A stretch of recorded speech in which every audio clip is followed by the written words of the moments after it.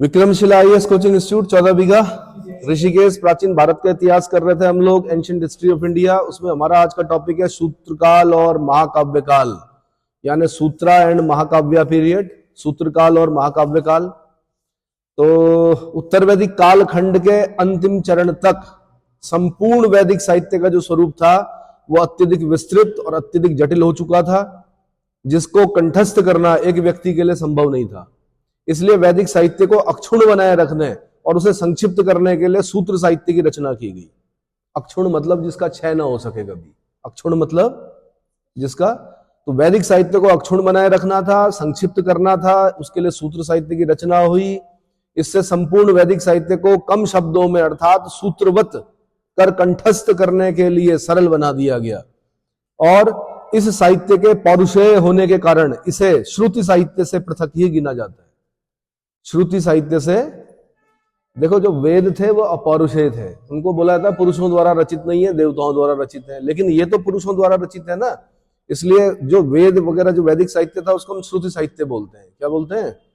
और इनको श्रुति साहित्य से पृथक कर दिया गया। बाकी मैंने कहा भारतीय शिक्षा वो मंडूक विधि पर आधारित थी। गुरुजी एक मंत्र पढ़ते थे, उनके पास पुस्तक होती थी, पीछे से जो स्टूडेंट थे वो तब तक उसको कंठस्थ करते थे, मेंढक की तरह टरटराना जिसको बोलते हैं। एक मेंढक टरटराता है तो पीछे से बहुत सारे मेंढक टरटराते हैं। मंडूक विधि से शिक्षा होती थी और जो भारतीय शिक्षा थी वो कंठ में थी। कहां पे थी? कंठ में। आज भी रटने में हमारा आसानी नहीं है, और आज भी मैं आपको बता दूं कि सफलतम लोग वही हैं जो याद कर रहे हैं, जो समझ रहे हैं वो समझ ही रहे हैं बस। फिर अगर आप सोच रहे हो कि समझ करके बड़े पेपर निकल जाएंगे तो नहीं निकलेंगे, क्योंकि वहां पर समय नहीं होता। 3 घंटे में आपको जो चीजें याद होती है तो आपका फ्लो लिखने का वैसे ही होगा, फ्लुएंसी होगी। लेकिन अगर आपको याद नहीं है नहीं लिख सकते, ठीक है? लिखेंगे छूटेगा, जहां आपके 20-25 नंबर छूटे, हर पेपर में आप पीछे पीछे पीछे होते चले जाते, ठीक है? तो इसलिए पहला जो मंत्र है वो यही है कि पेपर पूरा आपने क्या करना है, अटेम्प्ट करना है किसी भी तरह से, ठीक? 20 शब्द में बोला गया है तो 20 से 25 कर दो, उससे ज्यादा मत करो, क्योंकि अगर आप यहां ज्यादा लिखोगे तो वहां छूटेगा, कोई दूसरा क्वेश्चन छूटेगा आपको। काल क्रमानुसार वैदिक संस्कृत के स्थान पर लौकिक संस्कृत का प्रचलन होने के कारण वैदिक साहित्य अर्थात मंत्रों के उच्चारण एवं अर्थावबोध को सहज व सरल ढंग से समझने के लिए निरुक्त आदि वेदांगों की रचना की गई। वेदांगों को ही शास्त्र की संज्ञा दी गई है। वेदांगों को शास्त्र की संज्ञा दी गई है। वेदांगों को ही वेदों के 6 अंग कहा गया है। वेदों के 6 अंग कौन हैं, इनकी संख्या कितनी है? ये उत्तराखंड पीसीएस का मेंस का क्वेश्चन है। तो वेदांगों की संख्या 6 है। शिक्षा, कल्प, व्याकरण, निरुक्त, छंद, ज्योतिष। शिक्षा, कल्प, व्याकरण, निरुक्त, छंद, ज्योतिष। शिक्षा का मतलब है शुद्ध उच्चारण शास्त्र बोलते हैं इसको। क्या बोलते हैं? उच्चारण शास्त्र। कल्प मतलब कर्मकांडीय विधि, कर्मकांडीय विधि। शिक्षा, कल्प, व्याकरण। व्याकरण आपको पता ही है, इस पर एक पुस्तक लिखी है पाणिनि ने, अष्टाध्यायी संस्कृत व्याकरण का बहुत बड़ा ग्रंथ है ना। पाणिनि एज बोलते हैं, गांधार के निवासी थे पाणिनि। ये बाद की बात है पाणिनि का। व्याकरण हो गया, उसका निरुक्त हो गया शब्द की व्युत्पत्ति का शास्त्र। जैसे आप बोलते हो ना इंग्लिश डिक्शनरी, डिक्शनरी का मतलब खाली ये नहीं होता कि किसी वर्ड का अर्थ बताना। डिक्शनरी का मतलब ये भी होता है कि उस शब्द की व्युत्पत्ति कहां से हुई, क्या हुई। अब मैं जैसे मैकियावेली था, तो मैकियावेली की जो पॉलिसी है उसको फॉलो करने वालों को मैकियावेलियन कहा जाता है। तो वो शब्द की व्युत्पत्ति कहां से हुई? मैकियावेली से हुई। इतना समझ में आया? तो शब्द व्युत्पत्ति यानी डिक्शनरी जो है वो क्या है? निरुक्त है। कौन है? निरुक्त। उसके बाद छंद है, उसके बाद ज्योतिष है। ज्योतिष आपको पता ही है, हमारे ज्योतिष में 5 सिद्धांत होते हैं, जिसमें रोमक और पोलिस जो सिद्धांत है वो हमने किनसे सीखे हैं? यूनानियों से सीखे हैं, है ना। जब यूनान का आक्रमण हुआ इस देश में तो वो भी ज्योतिषी थे, हम भी ज्योतिषी थे। उनकी भी गणनाओं का आधार, उनकी गणना, जो ज्योतिष की गणना करते थे उनका अलग था, हमारा अलग था, है ना। तो लेकिन हमने उनसे सीखा और उन्होंने हमसे सीखा। बल्कि एक जगह पे लिखा हुआ भी है कि क्रूर थे यवन, लेकिन क्या थे? विद्वान थे। क्या थे? विद्वान थे। कुछ हमने उनसे सीखा और उन्होंने हमसे बहुत कुछ सीखा। चलो जी, तो सबसे पहले शिक्षा। अब ये यूपीएससी क्वेश्चन कैसे पूछती है कि वेद रूपी पुरुष का घ्राण किसे कहा जाता है? आंसर शिक्षा को कहा जाता है। आम आदमी की समझ में आएगा भी नहीं ये क्वेश्चन, वेद रूपी पुरुष का घ्राण यानी नासिका किसको कहा जाता है? तो जो वेदांग है ना, वेदों की जो नाक है वो कौन है? शिक्षा। ठीक है, तो शिक्षा जो है वो वेद रूपी पुरुष का घ्राण यानी नासिका है। यह उच्चारण का विज्ञान है। किसका? उच्चारण का विज्ञान है, जो स्वर व्यंजन के उच्चारण का विधान करता है। इसका विस्तार प्रतिसाख्य ग्रंथों में मिलता है। वेदों की पृथक पृथक शाखाओं का उच्चारण बतलाने के कारण इन्हें प्रतिसाख्य कहा जाता है। क्या कहा जाता है? प्रतिसाख्य कहा जाता है। ऋक् प्रतिसाख्य शौनक रचित ग्रंथ है। किसके द्वारा? ऋषि थे एक शौनक, उन्होंने एक ग्रंथ की रचना की जिसका नाम क्या है? ऋक् प्रतिसाख्य। ऋक् प्रतिसाख्य। तो ऋक् प्रतिसाख्य शौनक रचित ग्रंथ है, जो ऋग्वेद के अक्षरों, वर्णों और स्वरों की संधियों का विवेचन करता है। मैंने आपको बताया जो वैदिक संस्कृत है वो बहुत टफ है। वेदों की जो संस्कृत है वो टफ है और बड़ी ही कैसी भाषा है, कैसी लिपि है? वैज्ञानिक लिपि। मैंने कहा हर चीज का सूत्र है वहां पर, कि हलंत कब लगाना है, विसर्ग कब लगाना है, फुल स्टॉप, कॉमा, जो भी चीजें हैं, साइन ऑफ एक्सक्लेमेटरी, ये तो आप इंग्लिश में बोलते हो, लेकिन वहां पर जो चिन्ह है वो कब लगाने, कैसे लगाने, कहां पर हलंत होगा, कहां पर उच्चारण कैसा होगा, वो सब कौन बताता है? शिक्षा बताती है। तो ऋग्वेद के अक्षरों, वर्णों एवं स्वरों की संधियों का विवेचन करता है। इसी प्रकार अन्य वेदों के भी प्रतिसाख्य हैं, जो उन वेदों के उच्चारण का वैशिष्ट्य बतलाते हैं। ये सभी सूत्र रूप में है।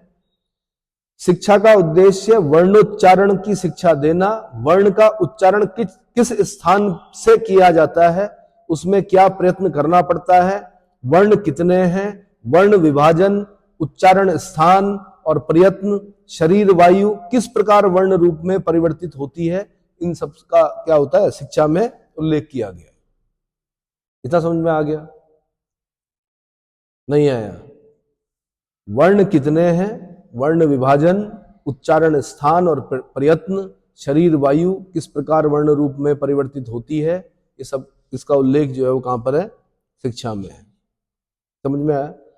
वेदों को पढ़ने का, उच्चारण करने का एक अलग पैटर्न होता है। कभी वेदांति, कभी जो वेदों का उच्चारण करते हैं उनका सुनना आप, उनकी आवाज में क्या होगी? गरज होगी और वो गले से नहीं निकल रही होगी। ऐसा लग रहा होगा जैसे बिल्कुल कहां अंदर पेट से निकाल रहे हैं आवाज जैसे, है ना। महिलाओं को वेद पढ़ने से रोका गया। बताया जाता है कि प्रेगनेंसी क्या होती थी? प्रभावित होती थी। क्या होती थी? क्योंकि इतना वो करना पड़ता था, उच्चारण इतनी तेजी से करना पड़ता था। अरे भाई, आज भी जब आपके यहाँ कोई समारोह होते हैं तो अच्छे वाले पंडित जी किन्हें मानते हो आप? जो मन में पढ़ते हैं, धीरे धीरे मुंह में पढ़ते हैं, या जिनका उच्चारण बहुत अच्छा होता है? किनको मानते हैं? जिनका उच्चारण, जिनकी वाणी में ओज होता है, जिनका क्या होता है? पैटर्न बड़ा, मतलब यहां पर अगर पढ़ रहे हैं तो नीचे तक पूरा क्या हो? सुनाई दे, 3 मंजिल नीचे तक, है ना। तो ऊर्जा लगती थी भाई इसे। दूसरा हो गया कल्प। यह मुख्यतः वैदिक कर्मकांडों का प्रतिपादन करने वाले वेदांग है। तो वैदिक कर्मकांडों का प्रतिपादन करने वाला वेदांग कौन सा है? आंसर कल्प है। आंसर कल्प है। कल्प का अर्थ है विधान। कल्प का अर्थ क्या है? विधान। यज्ञ संबंधी विधान कल्प सूत्रों में दिए गए हैं। कल्प में 4 भेद हैं, जिन्हें श्रोत सूत्र, गृह सूत्र, धर्म सूत्र और शुल्ब सूत्र कहते हैं। तो ज्यामिति का जो प्राचीनतम उल्लेख मिलता है वो शुल्ब सूत्र में मिलता है। ज्योमेट्री जिसको बोलते हैं आप, तो ज्यामिति का प्राचीनतम उल्लेख इस विश्व में अगर कहीं मिलता है तो कहां पर मिलता है? शुल्ब सूत्र में मिलता है। तो मैंने कहा कल्प के जो वेदांग है कल्प, उसके 4 भेद हैं। एक हो गया श्रोत सूत्र, दूसरा हो गया गृह सूत्र, तीसरा हो गया धर्म सूत्र और चौथा हो गया शुल्ब सूत्र। ये चारों विभिन्न वेदों के लिए पृथक पृथक हैं। श्रोत सूत्रों में श्रोत यज्ञ का विधान है, जैसे 10 पूर्ण मास, अग्निहोत्र, चातुर्मास्य, वाजपेय, अतिरात्र और पितृमेध इत्यादि। ये जो यज्ञ होते हैं ना, श्रोत सूत्र में श्रोत यज्ञों का विधान है, जैसे 10 पूर्ण मास, अग्निहोत्र, चातुर्मास्य, वाजपेय, अतिरात्र और पितृमेध। इस समय आश्वालयन, सांख्यायन, कात्यायन, जैमिनीय, वैतान इत्यादि श्रोत सूत्र उपलब्ध हैं।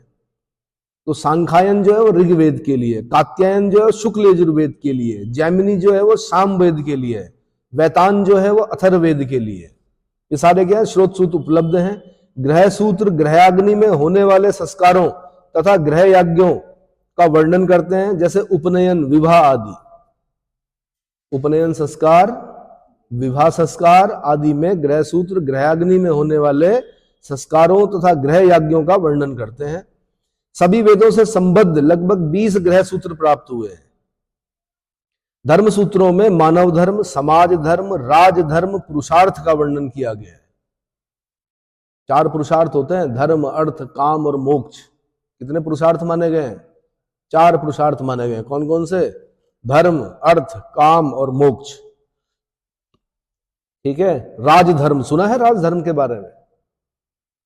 हाँ, राजा के कुछ धर्म होते हैं। राजा का धर्म समेटना नहीं होता है, संग्रह करना नहीं होता है खाली। राजधर्म, राजा के कुछ धर्म होते हैं, है ना।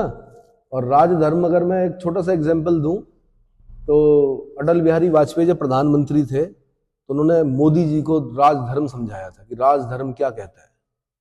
नहीं आया समझ में? राजधर्म किसने समझाया था उन्हें?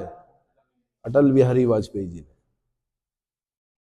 इस समय 6 धर्म सूत्र मिलते हैं। कितने? गौतम धर्म सूत्र, आपस्तंभ धर्म सूत्र, वशिष्ठ धर्म सूत्र, बौद्धायन धर्म सूत्र, हिरण्यकेशी धर्म सूत्र और विष्णु धर्म सूत्र। इनके नाम याद करने हैं आपने कि धर्म सूत्र कौन कौन से हैं। तो 6 धर्म सूत्र हैं। गौतम धर्म सूत्र, आपस्तंभ धर्म सूत्र, वशिष्ठ धर्म सूत्र, बौद्धायन धर्म सूत्र और हिरण्यकेशी धर्म सूत्र और विष्णु धर्म सूत्र। ये धर्म सूत्र ही प्रवृत्ति स्मृतियों के आधार ग्रंथ हैं। क्वेश्चन पूछेगा स्मृति ग्रंथों के आधार कौन है? आंसर धर्म सूत्र है। आगे चलकर मनुस्मृति बनती है, सबसे प्राचीन स्मृति है, जो कि विधि की पुस्तक है, जिसमें उत्तराधिकार संबंधी नियमों से लेकर हर एक चीज का बताया गया है कि अगर पिता की मृत्यु हो जाती है तो उत्तराधिकार किसे मिलेगा, पति की मृत्यु हो जाती है तो क्या पत्नी उत्तराधिकारी होगी उसकी संपत्ति की, क्या पुत्र संपत्ति के उत्तराधिकारी होंगे या नहीं होंगे, पुत्री संपत्ति के उत्तराधिकारी होगी कि नहीं होगी, और बहुत सारी विधि। अंग्रेजों ने जब हमारे लिए कानून बनाया ना, पहले यहाँ पर जो कानून चलता था मुगलों के समय में वो फारसी भाषा में लिखा हुआ था। इसमें फिर अंग्रेजों ने जब कानून बनाया तो मनुस्मृति की सहायता ली। किसकी ली? मनुस्मृति की। ठीक है। जिमुतवान की दाए भाग, विज्ञानेश्वर की मिताक्षराव, लेकिन जो मेन है वो मनुस्मृति है। इसीलिए आज भी आपने सुना होगा कि पैतृक संपत्ति पर, अभी तो चेंज हो गया है, अभी पुत्री को भी 50-50 कर दिया गया कि अगर बेटा बेटी है तो दोनों को 50-50% क्या पिता की संपत्ति पर क्या होगा?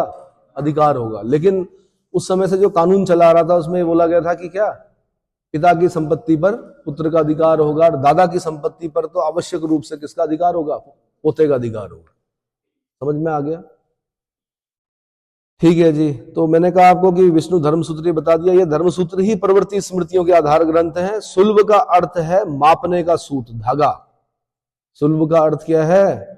मापने का सूत अथवा धागा। इन सूत्रों में यज्ञ वेदिकाओं के निर्माण आदि का वर्णन रेखा गणित यानी ज्यामिति की सहायता से किया गया है। ये वेद पुरुष के हाथ हैं। अब नाक कौन थी? शिक्षा। हाथ कौन हो गए? वेदों के हाथ कौन है? कल्प। इतना समझ में आ गया? अगला आता है व्याकरण। ये इन्हें वेदों का मुख कहा गया है। वेदों का मुख किन्हें कहा गया है? व्याकरण को। इस शास्त्र में प्रकृति और प्रत्यय के रूप में विभाजन करके पदों की व्युत्पत्ति बतलाई जाती है। व्याकरण की बहुत लंबी परंपरा इंद्र आदि व्याकरणों से चली, किंतु उस परंपरा के अवशेष यत्र तत्र उद्धरणों में ही पाए जाते हैं। प्रथम उपलब्ध व्याकरण ग्रंथ के प्रणेता महर्षि पाणिनि है, जिन्होंने अष्टाध्यायी के रूप में वैदिक और लौकिक संस्कृत दोनों भाषाओं का व्याकरण लिखा। तो वैदिक संस्कृत का व्याकरण लिखने वाले जो बड़े विद्वान हैं वो कौन है? पाणिनि। और जिस एज के हैं उस एज को भी पाणिनि एज कहा जाता है। गांधार के निवासी थे ये। कहां के? गांधार के। गांधारी थी जहां की, शकुनी था जहां का, है ना। लौकिक संस्कृत का भी व्याकरण किसने लिखा? पाणिनि ने लिखा। व्याकरण से वेदों की रक्षा होती है तथा वह पद शुद्धि का विचार करता है। संप्रति पाणिनि की अष्टाध्यायी ही व्याकरण का प्रतिनिधि ग्रंथ है। पाणिनि की अष्टाध्यायी ही क्या है? व्याकरण का प्रतिनिधि ग्रंथ है। उसके बाद आता निरुक्त। इसका संबंध शब्दों की व्युत्पत्ति का शास्त्र या व्याकरण से है। वैदिक शब्द व्युत्पत्ति को खास ध्यान देना, ये यूपीएससी क्वेश्चन पूछ चुकी है कि वेदांगों में शब्द व्युत्पत्ति से संबंधित कौन है, तो आंसर निरुक्त है। वैदिक शब्दों का अर्थ व्यवस्थित रूप से समझाना ही निरुक्त का प्रयोजन है। इस समय यास्क रचित निरुक्त ही एकमात्र उपलब्ध निरुक्त है। पहले बहुत सारा रहा होगा, लेकिन अभी जो हमारे पास हो महर्षि यास्क का लिखा हुआ निरुक्त ही एकमात्र उपलब्ध निरुक्त है। वैदिक शब्दों का संग्रह निघंटु यानी 5 अध्याय के रूप में प्राप्त होता है। उसी की व्याख्या यास्क ने निरुक्त के 14 अध्यायों में की है। यास्क का काल 800 बीसी यानी 800 ईसा पूर्व माना जाता है। निरुक्त वेदार्थ ज्ञान की कुंजी है। इसे वेद रूपी पुरुष का स्रोत यानी कान कहा गया है। वेदों के कान कौन है? निरुक्त है। एक बार फिर पूछ लेता हूं मैं, शिक्षा क्या है वेदों की? नाक है, घ्राण, नाक, नासिका। ठीक है। दूसरा मैंने आपको बताया कल्प। कल्प क्या है वेदों के? हाथ है। यूपीएससी क्वेश्चन पूछ चुकी है, ऐसे मैच करने के लिए दिया उसने। व्याकरण क्या है? मुख है। निरुक्त क्या है? कान है। ज्योतिष क्या है? नेत्र है। छंद क्या है? पैर है। छंद क्या है? पैर। ठीक है, पैर ऑब्लिक पाद, चरण पादुकाएं, है ना। अच्छा जी, ज्योतिष अगला क्या है? ज्योतिष। ज्योतिष वेद पुरुष का नेत्र है। वेद पुरुष का नेत्र है। यह काल शुभ मुहूर्त का निर्धारण करने वाला वेदांग है। भाई ज्योतिष में तो पूछते हो आप विवाह कब होगा जी, तो अब तो पता नहीं गणना किस प्रकार से करते हैं, लेकिन आपने देखा होगा भारत में कुछ विशेष अवसर होते हैं जब 40 लाख शादियां हो जाती हैं। जैसे कितनी सुना था आपने अभी कुछ दिनों पहले कि आज 40 लाख शादियां हैं। यानी सबका जो स्रोत था वो क्या था? ज्योतिष था। सारे ज्योतिषाचार्यों ने क्या कर दिया, अब उससे होता क्या है? बर्डन पड़ता है किस पर? मार्केट पर। चीजें क्या होती हैं? एकदम से इन्फ्लेशन आ जाता है, महंगी हो जाती चीजें, है ना। भाई सब मांगेंगे, अगर सब बोलेंगे पनीर चाहिए तो किस पर चलता है बाजार? किस पर चलता है? डिमांड एंड सप्लाई पर चलता है, मांग और पूर्ति। अब पहले जो 10 लोग थे वो तो ले गए, अब पूरे शहर में माना 100 शादियां हैं। पहले 10 लोगों को आसानी से मिल गया जिन्होंने पहले ले लिया, सुबह सुबह जाके। दिन तक जो गए, जिन्हें शाम को होश आया, तब तक रेट क्या हो गया। अब लाला जी बोलेंगे तो है नहीं ऐसा कि नहीं है, वो बोलेंगे हाँ हो जाएगा, फिर मंगाएंगे पीछे से बरेली से, है ना, रोडवेज पे लगेगी। चलो जी, तो ज्योतिष वेद पुरुष का नेत्र है। यह काल शुभ मुहूर्त का निर्धारण करने वाला वेदांग है। वैदिक यज्ञ काल की अपेक्षा रखते हैं कि वे किसी निश्चित काल में ही संपादित होते हैं, तभी उनका फल मिलता है। इसका निश्चय ज्योतिष करता है। कौन करता है? काल का विभाजन, मुहूर्त का निश्चय, ग्रह नक्षत्रों की गति का निर्धारण, ये सब ज्योतिष के ही विषय हैं। लगदाचार्य ने इन कार्यों के लिए वेदांग ज्योतिष नामक ग्रंथ लिखा। लगदाचार्य ने लिखा वेदांग ज्योतिष। Who wrote the book Vedang ज्योतिष? आंसर लगदाचार्य। ठीक है। भारत में सबसे बड़ी विशेषता, महानता यह है, भारत में प्रत्येक चीज का समय बता रखा है। यहां पर क्या? प्रत्येक चीज का समय बता रखा है। भोजन से लेकर सुबह उठने का समय बता रखा कि ब्रह्म मुहूर्त में उठना है। गृहस्थों के लिए, विद्यार्थियों के लिए बता रखा कि ब्रह्म मुहूर्त में उठना है। कितने बजे? कितने बजे होता है ब्रह्म मुहूर्त? और आज साइंस बता रही है आपको कि 4 बजे क्यों उठना है। साइंस बता रही है कि उस समय सबसे ज्यादा क्या होता है? सक्रिय रहता है सारा, है ना। सबसे ज्यादा जो एम्बुलेंस की आवाजें सुनाई दे रही होंगी वो 2 से 4 के बीच में सुनाई दे रही होंगी। झाड़ों का मौसम है, इसका मतलब खतरा भी कितने बजे होता है? अगर आप उठ जाओ, अगर आप अपनी इंद्रियों को जागृत कर दो तो कोई दिक्कत ही नहीं। गाने का भी समय बता रखा है। जब हम राग पढ़ेंगे तो रागों का भी समय है। ये नहीं कि कोई भी राग किसी भी समय गा लो। ब्रह्म मुहूर्त सुबह के समय कौन सा है, दिन के समय प्रातःकालीन कौन सा है, राग शिवरंजनी कब गाना है, राग मालकौश कब गाना है, वो सब उनका समय निर्धारित किया गया है। ऐसे ही कार्यों के लिए भी समय निर्धारित किया गया है। ये महीना कौन सा चल रहा भाई? अरे हिंदी में बोलो यार। दिसंबर। हाँ जी। अब पूस के महीने में विवाह होते हैं? नहीं होते। होते हैं? नहीं, आप अगर सोचो पूस के महीने में अगर विवाह होंगे तो भाई विवाह का जो समय है, वैसे तो पहले तो दिन में होते थे विवाह, लेकिन आक्रांता जब आए तो चुपके से चोरी चोरी रात को करने पड़े। ये रात का पैटर्न तो बाद में आया आक्रांताओं की वजह से। विवाह ऐसे नहीं होते थे, प्रातःकाल होते थे। सुबह सुबह मंगल स्नान हो गया, दिन में विवाह हो गया, उसके बाद विदाई होगी, जाओ भाई अपने अपने उसमें, है ना। ये रात का पैटर्न तब आया मुगलों के समय में, क्योंकि मुगल जो थे वो उठा के ले जाते थे इनको, महिलाओं को। इसलिए क्या किया गया, रात्रि चोरी छुपे, बिल्कुल रात को। आपने देखा होगा आज भी वही पैटर्न चला आ रहा कि रात के 2 बजे, फेरों का टाइम कितने बजे, 3 बजे, 4 बजे, है ना। तारों की छांव में जी विदा कर दो जी, सुना है आपने? विदाई क्या है, तारों की छांव में है कि, सुना है?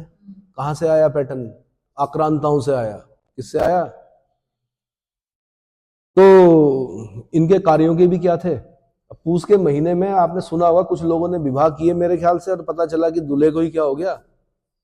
भाई ठंड है, ठंड का समय है, शादी थी, या दुल्हनी जो थी वो उनके आपके ठंड से ही क्या हो गई, मर गई।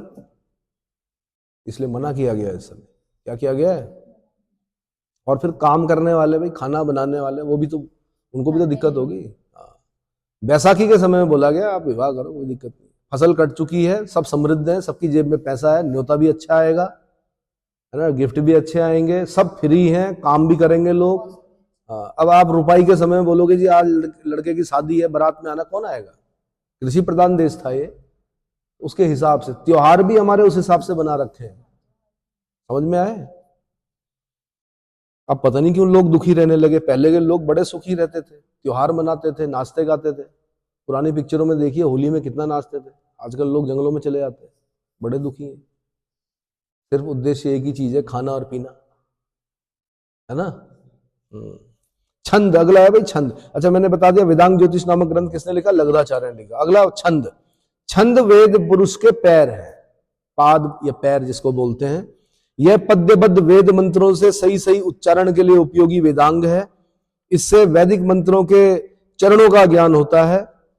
इसका ज्ञान वैदिक मंत्रों के उच्चारण के लिए आवश्यक है।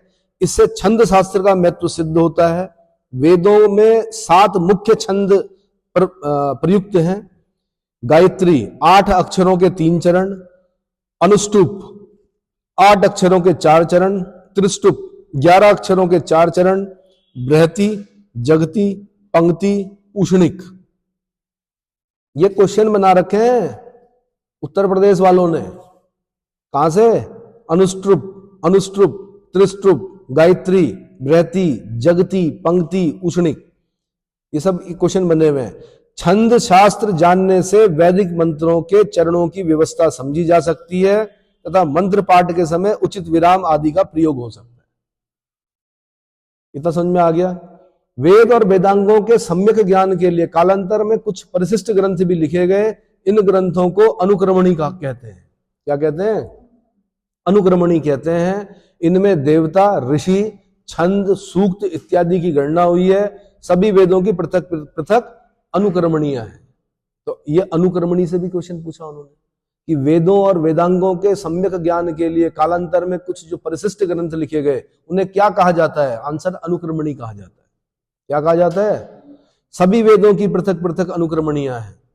इन्हीं 6 अंगों को सम्मिलित रूप से वेदांग कहा गया है, जिसका उद्देश्य वैदिक साहित्य का संरक्षण, उसकी व्याख्या और उससे व्यवहारिक प्रयोग के लिए उपयोगी बनाना है। कालांतर में वेदांगों को और सुगम बनाने के लिए भाषा ग्रंथों की रचना की गई, जिन्हें सूत्र ग्रंथ कहते हैं। हिंदू जीवन के समस्त कर्म, क्रिया, संस्कृति, अनुष्ठान आदि समझाने का एकमात्र अवलंबी सूत्र ही है। सूत्र ग्रंथों में यास्क का निरुक्त, पाणिनि की अष्टाध्यायी सुप्रसिद्ध पुस्तकें हैं, सुप्रसिद्ध ग्रंथ हैं, पुस्तकें भी नहीं बोलेंगे। अष्टाध्यायी जहां वेदोत्तर संस्कृत साहित्य की सबसे प्रारंभिक रचना है, वहीं निरुक्त क्लासिकल संस्कृत गद्य का सबसे प्राचीनतम ग्रंथ है। जो यास्क का निरुक्त है वो क्लासिकल संस्कृत गद्य का सबसे प्राचीनतम ग्रंथ है। उल्टा पूछेगा क्वेश्चन, क्लासिकल संस्कृत ग्रंथ गद्य का सबसे प्राचीनतम ग्रंथ कौन सा है? आंसर निरुक्त है, जिसकी रचना किसने की? यास्क ने। और फिर पूछेगा कि वेदोत्तर, वेदोत्तर मतलब वेदों के बाद वाला, वेदोत्तर संस्कृत साहित्य की सबसे प्रारंभिक रचना कौन सी है? आंसर अष्टाध्यायी, पाणिनि ने लिखी। किसने लिखी? पाणिनि ने लिखी। इतना समझ में आ गया। अन्य सूत्र ग्रंथों में कल्प सूत्र अत्यंत महत्वपूर्ण है। यह मुख्यतः 4 भागों में है: श्रोत सूत्र, ग्रह सूत्र, धर्म सूत्र, सुलभ सूत्र। गौतम, बौधायन, वशिष्ठ, आपस्तंभ आदि इस काल के प्रमुख सूत्रकार थे। ये व्यक्तियों के नाम है। गौतम धर्म मतलब गौतम ने लिखा गौतम धर्म सूत्र, बौधायन ने लिखा बौधायन धर्म सूत्र, आपस्तंभ ने लिखा आपस्तंभ धर्म सूत्र, वशिष्ठ ने लिखा वशिष्ठ धर्म सूत्र। इतना समझ में आ गया। ब्रह्म सूत्र जो है वो वेदांत दर्शन का आधारभूत ग्रंथ है। इनके रचयिता बादरायण है, महर्षि बादरायण। ब्रह्म सूत्र के रचयिता कौन है? महर्षि बादरायण है। इन्हें वेदांत सूत्र, उत्तर मीमांसा सूत्र, शारीरिक सूत्र और भिक्षु सूत्र आदि के नाम से भी जाना जाता है। वेदांत के 3 प्रमुख स्तंभ माने जाते हैं। उपनिषद, वेदांत के 3 प्रमुख स्तंभ कौन कौन से हैं? नंबर 1 उपनिषद, नंबर 2 श्रीमद् भगवत गीता और नंबर 3 ब्रह्म सूत्र। ध्यान रखना, जब उम्र बढ़ जाएगी और मृत्यु के निकट पहुंचोगे, जब अगल बगल के स्तंभ गिरने लगेंगे, विकेट गिरने लगेंगे, तो एक डर का भाव आएगा। क्या आएगा? डर का भाव। और जब मृत्यु सैया पर कोई व्यक्ति पड़ा होगा तो उसको 3 प्रकार की पुस्तकें पढ़ाई जाती है। कॉमन जो है वो भगवत गीता सुनाई जाती है। क्या सुनाई जाती है? भगवत गीता सुनाकर उसके कॉन्फिडेंस को बढ़ाया जाता है। उसको बताया जाता है कि आत्मा जो है वो अमर अजर है, शरीर मरता है, आत्मा नहीं मरती है। अब इसके बाद जो है कि क्या, शरीर नश्वर है, 5 तत्वों से बना है, वो 5 तत्वों में विलीन हो जाएगा और आत्मा जो है वो अमर रहेगी। और उसके बाद आत्मा कहाँ? दूसरे शरीर में दूसरा जन्म होगा। इस प्रकार से बोलकर उसका कॉन्फिडेंस को क्या किया जाता है? बढ़ाया जाता है। क्योंकि मरते हुए आदमी को बड़ी तकलीफ होती है भाई। क्या होती है? सब याद आता है उसे, मैंने ये नहीं किया, मैंने वो नहीं किया। अपने पाप कर्म याद आते हैं, अपने अच्छे कर्म याद आते हैं, और क्या, रिपेंटेंस, पश्चाताप भी होता है उसको। ये नहीं खाया, वो नहीं खाया, यहाँ नहीं गया, वहां नहीं गया, है बहुत सारी चीजें होती है। तो क्या सुनाया जाता है? श्रीमद् भगवत गीता। विद्वान लोग जो हैं वो उपनिषद पढ़ते हैं। एक उम्र के बाद बोला गया है कि आप वैसे तो पहले भी पढ़ सकते हैं, पर कोर्स इतना है आपके कंपटीशन का कि कहाँ उपनिषद पढ़ोगे। तो एक समय के बाद जब रिटायर्ड हो जाते हैं वो लोग क्या करते हैं? उपनिषद पढ़ते हैं। और ऋषिकेश बेस्ट जगह है उपनिषद पढ़ने का। यहाँ पढ़ाए जाते हैं उपनिषद। उपनिषद का जब आपको उपनिषद आपको समझाएगा कि जीवन क्या है, जीवन के अर्थ को समझाएगा उपनिषद, है ना। और या फिर ब्रह्म सूत्र, क्या क्या क्या सुनाया जाता है? ब्रह्म सूत्र। ये तीनों जो हैं वो आपको क्या करते हैं? वैराग्य उत्पन्न करते हैं आपके अंदर। वो जो माया है ना, मोह माया से दूर करते हैं।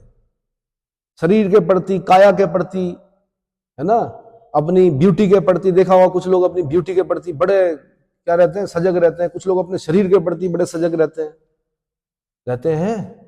Beauty is worse than wine, intoxicated both holder and the beholder. सुना है? नहीं सुना? नहीं सुना? अंग्रेजों ने कहा ये beauty is worse than wine. अगर कोई सुंदर, बहुत क्या है, ब्यूटीफुल है, तो it's a worse than wine, intoxicated both holder and beholder. जो देख रहा है वो तो है ही परेशान, जो खुद है उसको भी वो भी इंटॉक्सिकेटेड है, दम्भ में चूर्ण है कि मेरे बराबर कोई नहीं आया समझ में। जितने भी पुराने जो आपकी सिनेमा की जो हीरोइंस हैं वो सामने क्यों नहीं आती है? उनको पता है कि लोग हमें, जो लोगों की आंखों में जो हमारी छवि है वो कैसी है, उस समय की है जब हम युवा थे। और आज उनका जो स्वरूप है वो बिगड़ चुका है। कैसा हो चुका है? ये जो हीरो हैं वो क्यों नहीं आते हैं? लास्ट तक प्लास्टिक सर्जरी करा के, देवानंद साहब कितनी सर्जरी कराई उन्होंने, कितना लास्ट तक वो कैसे बने रहे, कोशिश करते रहे कि मैं क्या रहूं, हाँ वही रहूं कि मेरी मतलब ब्लैक ड्रेस पहनने पर बैन हो जाए। लेकिन हुआ क्या? क्या है भाई? मृत्यु लोक है। एक दिन क्या हो गए? धीरे धीरे बूढ़े हुए, है ना, और क्या हो गए? But he was retired but not tired. Last तक पिक्चरें बनाते रहे, फ्लॉप होती रही, बनाते रहे, फ्लॉप होती रही, बनाते रहे। और कमाल की बात है कि उस उम्र में उनके साथ की जो तारिकाएं होती थी, तारिकाएं मतलब नायिका जो होती थी, उनकी उम्र में कम से कम 60 साल 50 साल का डिफरेंस होता था। फ्लॉप तो होनी थी। नहीं आया समझ में? तो भाई मैंने क्या बताया आपको? उपनिषद, श्रीमद् भगवत गीता, ब्रह्म सूत्र वेदांतों के 3 प्रमुख स्तंभ माने जाते हैं। इन तीनों को प्रस्थानत्रयी कहा जाता है।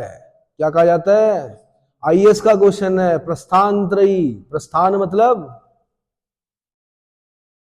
अब इस लोक से प्रस्थान करना है।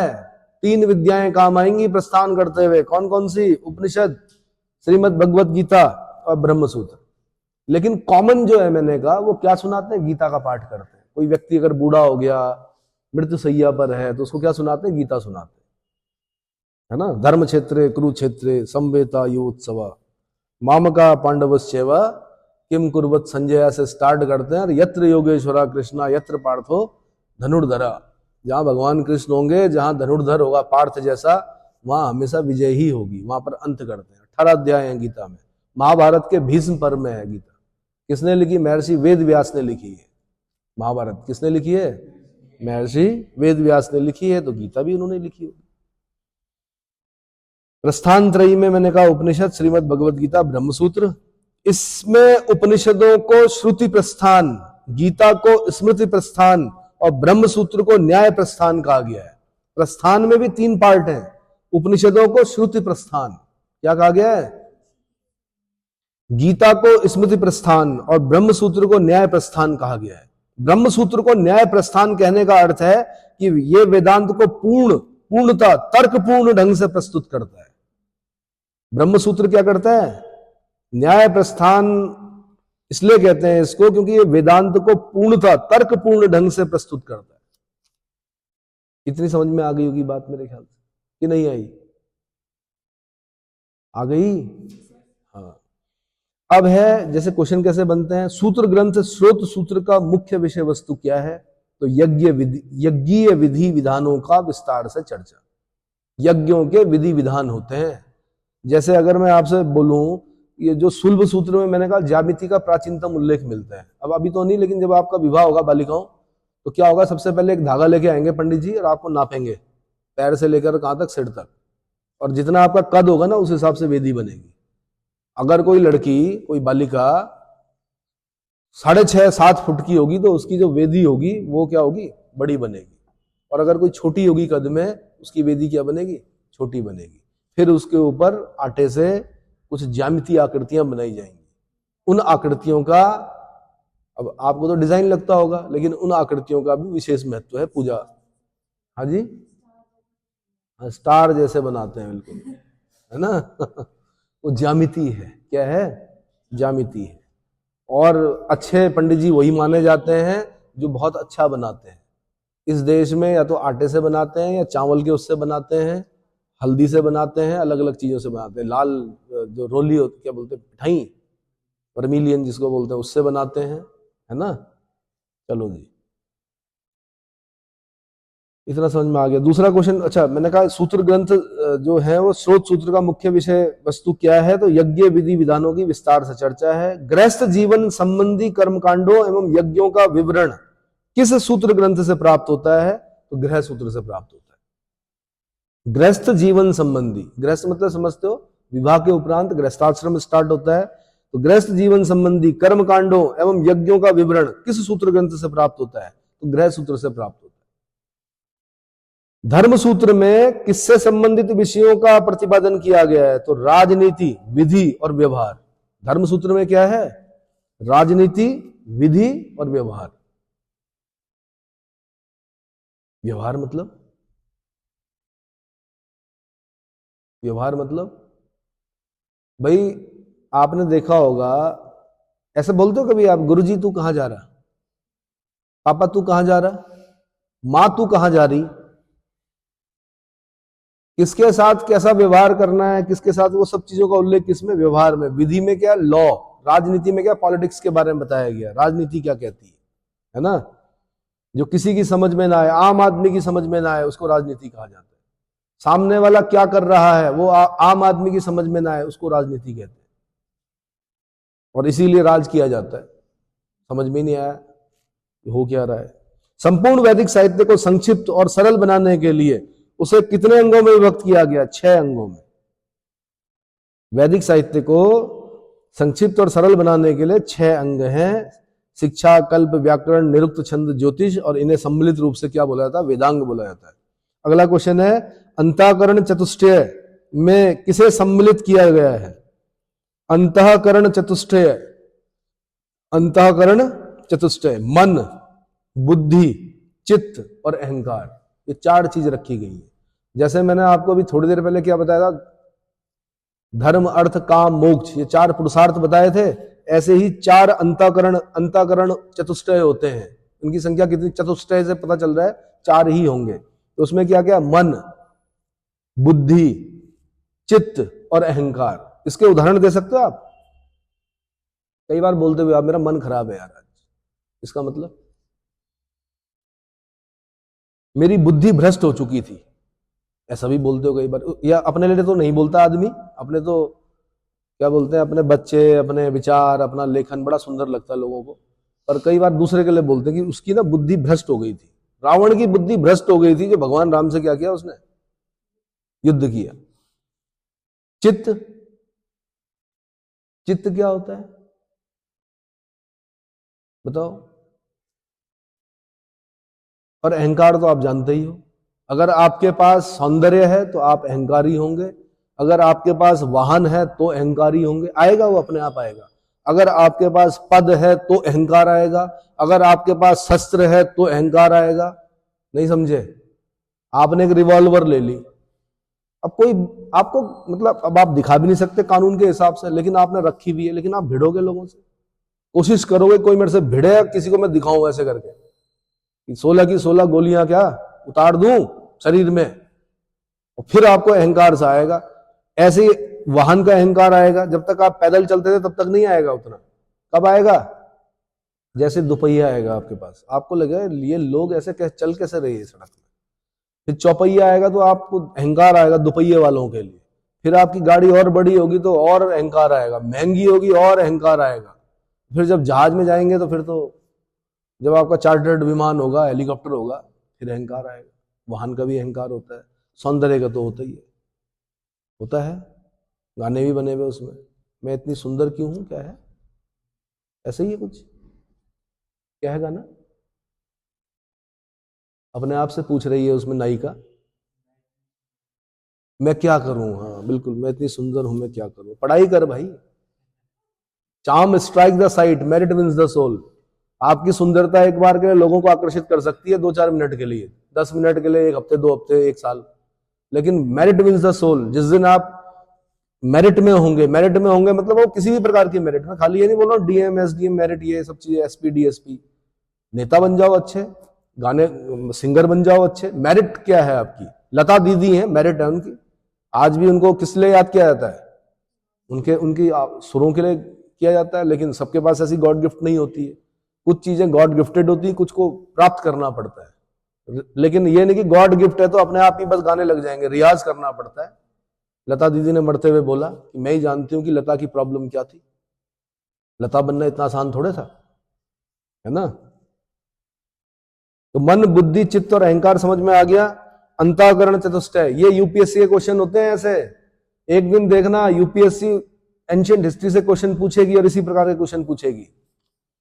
अभी भले ही वो लक्ष्मीकांत से ठीक ठाक पूछ रही हो, लेकिन एक दिन आएगी वो एंशिएंट पे, पलटा मारती है यूपीएससी एक समय के बाद। अच्छा जी, अब इसके बाद मैं बता रहा हूं आपको सूत्रकालीन सभ्यता, यानी civilisation of sutra period. Civilisation of sutra period. तो सिविलाइजेशन ऑफ सूत्रा पीरियड में जो 7वीं और 6वीं शताब्दी ईसा पूर्व से लेकर 3री शताब्दी ईसा पूर्व तक के समय को सूत्रकाल कहा जाता है। सबसे पहले क्वेश्चन तो यही बनेगा, सूत्रकाल कब से कब तक था? तो 7वीं/6वीं शताब्दी ईसा पूर्व से लेकर और 3री शताब्दी ईसा पूर्व तक के काल को क्या माना जाता है? सूत्रकाल माना जाता है। इस काल में विविध सूत्र ग्रंथों में स्रोत सूत्र पूर्ण रूप से कर्मकांडीय होने के कारण ऐतिहासिक दृष्टि से महत्वपूर्ण नहीं है, किंतु गृह सूत्र और धर्म सूत्रों का गृहस्थ तथा सामाजिक जीवन से संबंध होने के कारण ऐतिहासिक दृष्टि से सर्वाधिक महत्वपूर्ण है। भाई 2 सूत्र इंपॉर्टेंट हैं, एक हो गया गृह सूत्र, एक हो गया धर्म सूत्र। क्यों इंपॉर्टेंट है? क्योंकि गृहस्थों और सामाजिक जीवन से संबंधित थे ये, इसलिए इंपॉर्टेंट हो गया ऐतिहासिक दृष्टि से।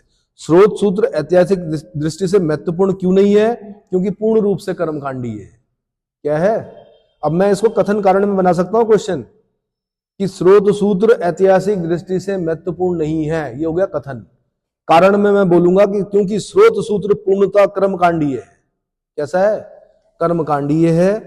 आंसर कथन कारण दोनों सही है, कारण कथन की पुष्टि कर रहा है। ऐसे मैं कथन कारण में एक क्वेश्चन बना सकता हूं, गृह सूत्र और धर्म सूत्र ऐतिहासिक दृष्टि से सर्वाधिक महत्वपूर्ण है। कारण में मैं लिख सकता हूं कि गृह सूत्र और धर्म सूत्रों का जो संबंध है वो गृहस्थों और सामाजिक जीवन से था। आंसर कथन कारण दोनों सही है, कारण कथन की पुष्टि कर रहा है। गृह सूत्र में गृहस्थ जीवन के नियमों का उल्लेख विस्तृत रूप से मिलता है, जबकि धर्म सूत्र में ये नियम संक्षिप्त रूप में तथा धर्म का उल्लेख विशेष रूप से प्राप्त होता है। सूत्र ग्रंथों में गौतम धर्म सूत्र को सर्वाधिक प्राचीन माना गया है। फिर यहां से यह सिंगल क्वेश्चन बनता है कि सूत्र ग्रंथों में सर्वाधिक प्राचीन ग्रंथ कौन सा है, तो आंसर गौतम धर्म सूत्र। कौन सा? गौतम धर्म सूत्र। इस काल के सामाजिक, आर्थिक और राजनीतिक दशा का ज्ञान सूत्र ग्रंथों से ही प्राप्त होता है। किस काल का? 6वीं शताब्दी ईसा पूर्व से लेकर और 3री शताब्दी ईसा पूर्व तक के काल का अगर आपको सामाजिक, आर्थिक और राजनीतिक दशा का ज्ञान करना है तो आपको कौन से ग्रंथ उठाने पड़ेंगे? सूत्र ग्रंथ। सूत्रकालीन जो ग्रंथ हैं उन्हें उठाना पड़ेगा, खासकर किसको? गृह सूत्र और धर्म सूत्र को। गृह सूत्र और सामाजिक जीवन कैसा था भाई, सोशल लाइफ कैसी थी? इस काल में समाज में परिवार जो थे वो संयुक्त होते थे तथा गृह का स्वामी सबसे वरिष्ठ विवाहित सदस्य होता था। परिवार में पुत्रियों की तुलना में पुत्र को अधिक महत्व दिया जाता था। इस काल तक आते आते वर्णों का पारस्परिक विभेद काफी बढ़ गया तथा वर्ण कठोर होकर जातियों में परिवर्तित हो गए थे, जिनका आधार कर्म न होकर जन्म हो गया था। प्रथम 3 वर्णों यथा ब्राह्मण, क्षत्रिय और वैश्य को सम्मिलित रूप से द्विज की संज्ञा प्रदान की जाती थी। इन्हें शूद्रों से अलग माना जाता था। द्विज कौन थे? ब्राह्मण, क्षत्रिय और वैश्य। शूद्र क्या थे? एक अलग वर्ण बन के रह गया था।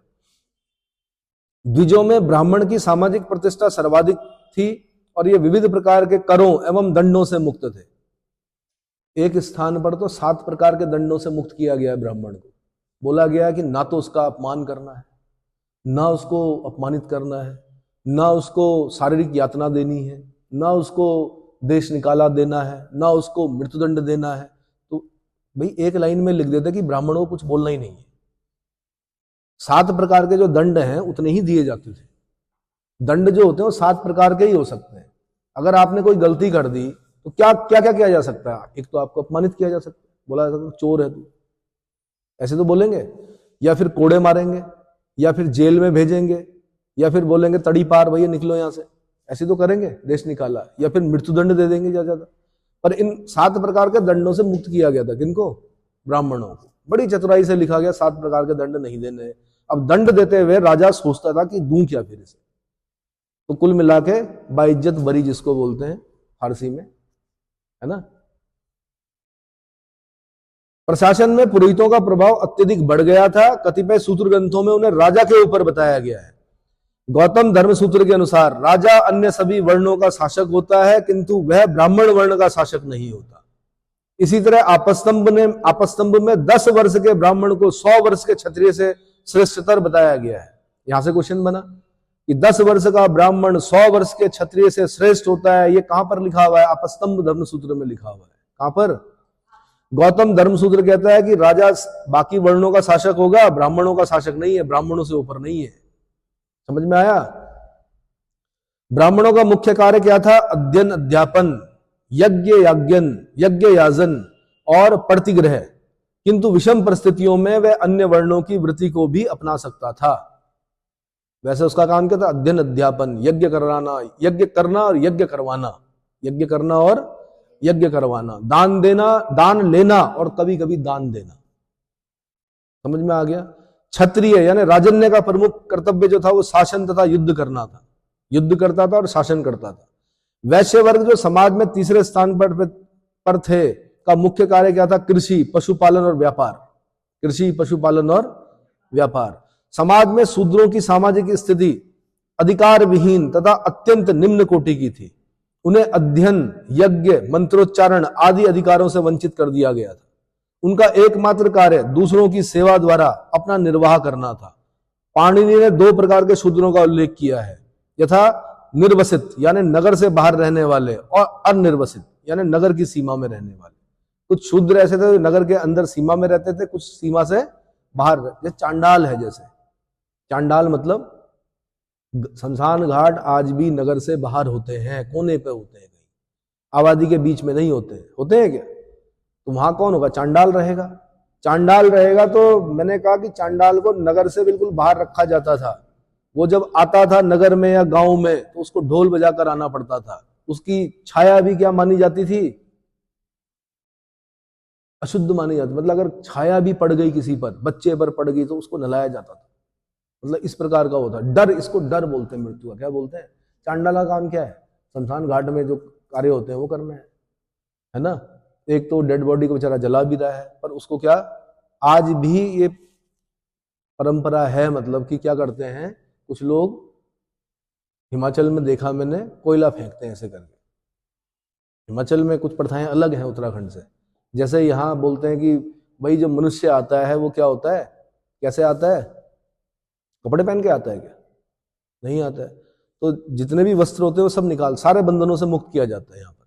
जब उसको क्या करते हैं, जलाते हैं, जितने भी वस्त्र होते हैं शरीर में वो सब निकाल दिए जाते हैं। ऊपर से सिर्फ उसके ऊपर वो रखा जाता है, क्या बोलते हैं, कुशा घास का जो चटाई होती है वो रखी जाती है। सार्वजनिक नहीं दिखाया जाता है ऐसे, लेकिन कुशा घास रखी जाती है। लेकिन हिमाचल में मैंने देखा कि वहां नया कोट पैंट सिलाया जाता है। अगर किसी पुरुष की मृत्यु हो गई, पूरे कपड़ों के साथ जलाया जाता है उसको, बाइज्जत। समझ में आया? चलो जी। तो निर्वसित और अनिर्वसित, नगर की सीमा में रहने वाले। अच्छा, जलाने के भी वो फिर अलग अलग नियम है।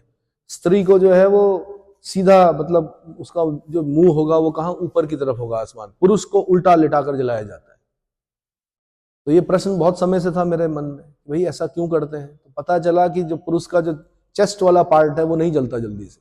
ये वाला पार्ट बहुत क्या होता है, मजबूत होता है, तो ये जलता नहीं है, तो इसलिए उसको उल्टा करके जलाया जाता है। स्त्री का ये वाला भाग जो है ये नहीं जलता है, इसलिए क्या करते हैं, उसको सीधा करके जलाते हैं। समझ में आया? तो अलग अलग जो तरीके हैं, कहीं दफनाया जाता है, जहां जंगल नहीं थे वहां दफनाया जाता है। जैसे अरब देश जहां से इस्लाम आया है, वहां क्या था, रेत थी, पेड़ तो थे नहीं, तो जलाते कहां से? तो उन्होंने क्या किया कि रेत में दफनाया। रेत में दफनाया तो अब कोई पशु ना आ जाए, कोई खोदे खा ना जाए उस शव को, इसलिए उसके ऊपर क्या रखते थे, वो पत्थर या कोई चीज रखते थे। तो वही से कंसेप्ट आया कब्र का। कब्र जो है वो क्या है, कब्र कोई याद करने के लिए या फूल चढ़ाने के लिए नहीं होती है। चलो याद करने के लिए भी होती होगी, लेकिन जो उसका मेन कंसेप्ट था वो ये था कि कोई पशु क्या ना करे उस शव को, या कोई और दूसरा व्यक्ति ना वो ना कर दे उसको, छत विच्छेद जिसे बोलते हैं। समझ में आया? अच्छा, जो प्रथाएं यहां पर हैं वो यूनान में भी हैं। यूनान में जब जो डेथ होती है तो उसकी आंखों में 2 सिक्के रखे जाते हैं सोने के। क्या रखे जाते हैं? जैसे भारत में सोना रखा जाता है कान में, नाक में, मुंह में, ऐसे यूनान में 2 सिक्के रखे जाते हैं। जब आप पूछेंगे आप ऐसा क्यों कर, अच्छा, ऊंचा टीला बनाकर जलाया जाता है वहां पर यूनान में। राजा जो थे, यूनानी राजा जो थे, तो उनको ऊंचा सा पहले लकड़ी का टीला बनाते थे, उसके ऊपर जलाते थे, लेकिन मरते हुए उसके आंखों में 2 सिक्के रखते थे। तो पूछते थे भाई क्यों ये सिक्के क्यों रखे हैं? तो बताते थे वो नदी जब पार करेगा ना, वो स्वर्ग नरक की जो भी होगी, तो वहां पर जो वो होगा कौन, केवट, उसको देने पड़ते हैं वो सिक्के की। तो क्या ऐसा है? नहीं है, लेकिन क्या है, परंपराएं। समझ में आ गया? और कुछ ने तो अपने को दोबारा जन्म के लिए बड़े बड़े पिरामिड्स बना दिए इजिप्ट में। मतलब कितना, मैंने कहा नहीं कि संसार में अगर आप आखिरी व्यक्ति, 2 व्यक्ति बचे खाली माना दुनिया में, पूरी दुनिया में कुछ ऐसा हुआ कि सिर्फ 2 लोग बचे। कौन कौन? एक आप और एक और व्यक्ति। तो और आपके अंदर मस्तिष्क है, तो आप अपनी जीविका चला लोगे उसे क्या करके, मार के नहीं भाई, टॉर्चर नहीं भाई, उससे अपनी इनकम कर ही लोगे आप, अगर आपके पास क्या मस्तिष्क है। नहीं आया समझ में? आया कि नहीं आया? हाँ, भूखे नहीं मरोगे मतलब आप।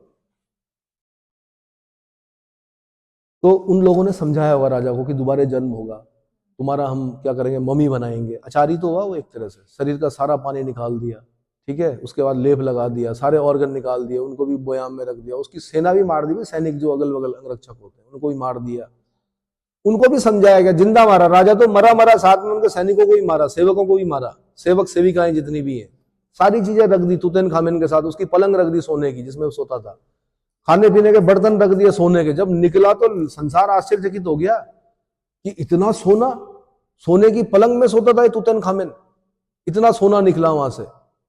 और कमाल की बात एक और है, एक अफ्रीका में एक देश था यहाँ, ये नाइजीरिया के नीचे, वहां से एक राजा इस्लाम की खोज में चला, तो उसने कहा शस्त्र लेकर नहीं चलूंगा मैं, सोना लेके चलूंगा। कि इतना सोना था, नीचे गोल्ड कोस्ट देखा होगा आपने अफ्रीका में, एक तट ऐसा है जहां पर कि सोने के कण पाए जाते हैं, बहुत सोना था वहां पर।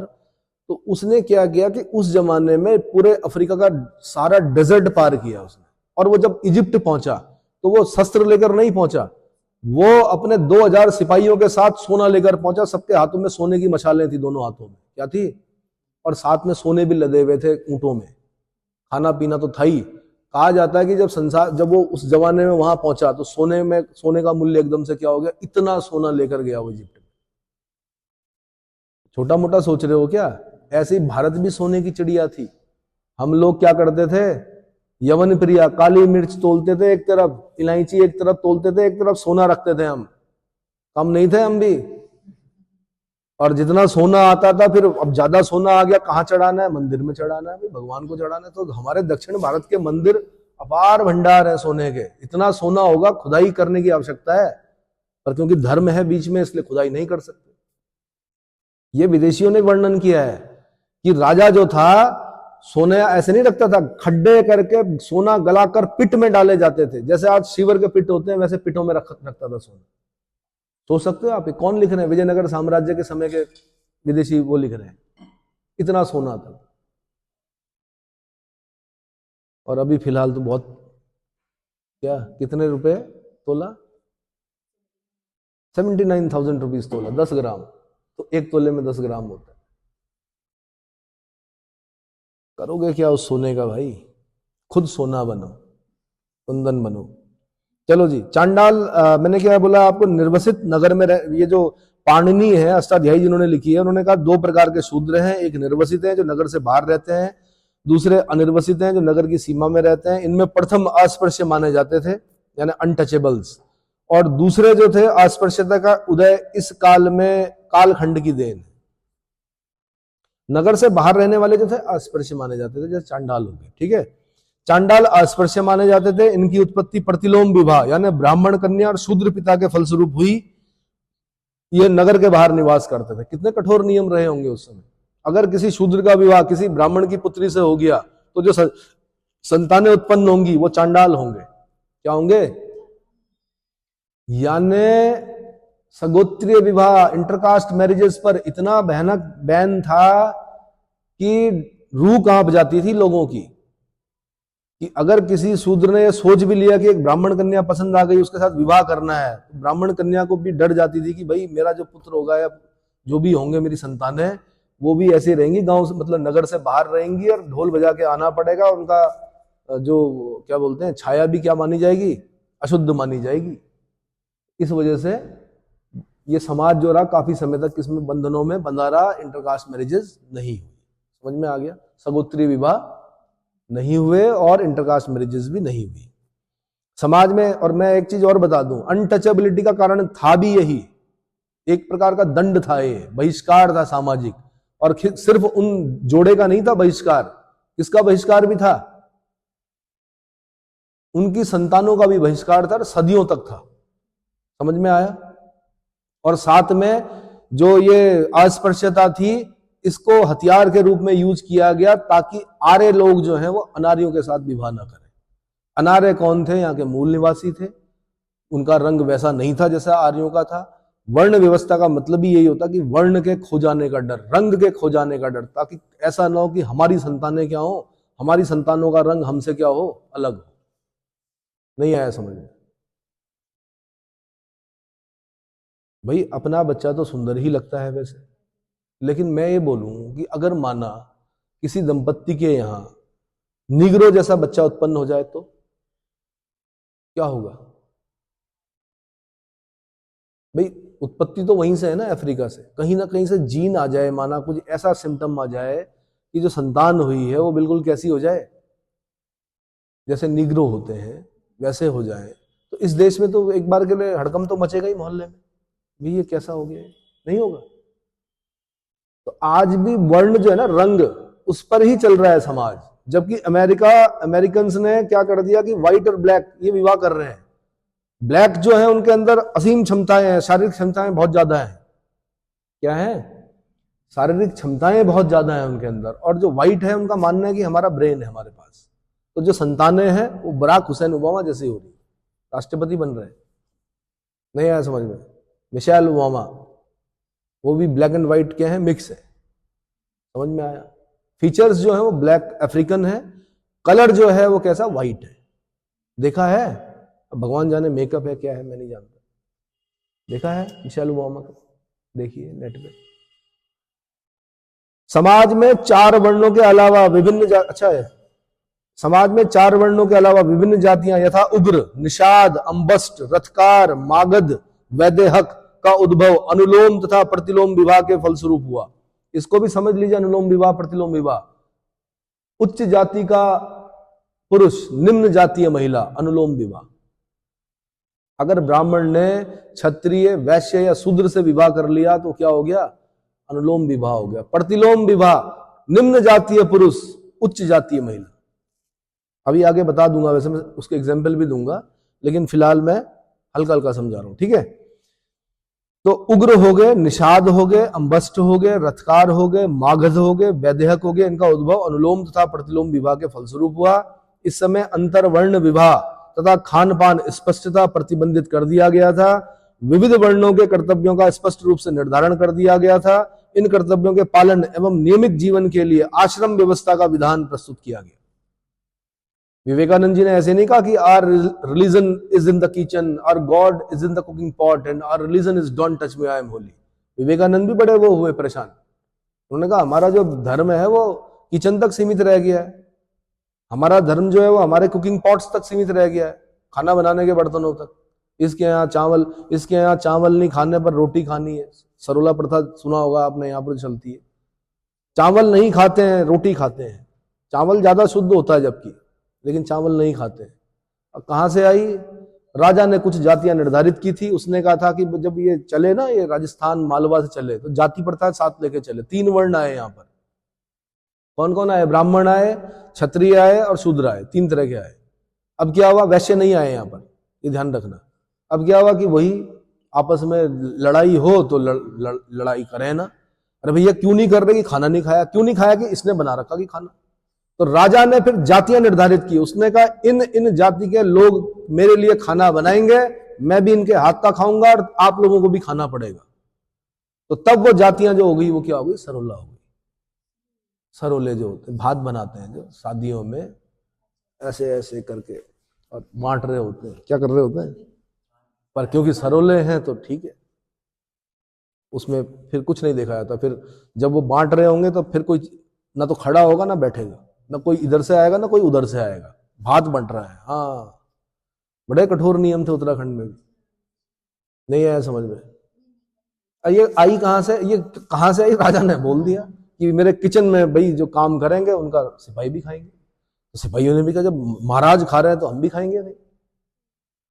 तो ये विवेकानंद भी बड़े वो हुए परेशान, बुद्धिजीवी थे ना। तो उन्होंने इसलिए कहा our religion is the kitchen, our God is the cooking pot and our religion is don't touch me, I am holy। हमारा धर्म यही रह गया कि मुझे मत छुओ, मैं पवित्र हूं। पवित्रता भाई इस चीज से नहीं आती, छूने होने से। पवित्रता आपकी शुद्धि से आती है, कर्मों से आती है।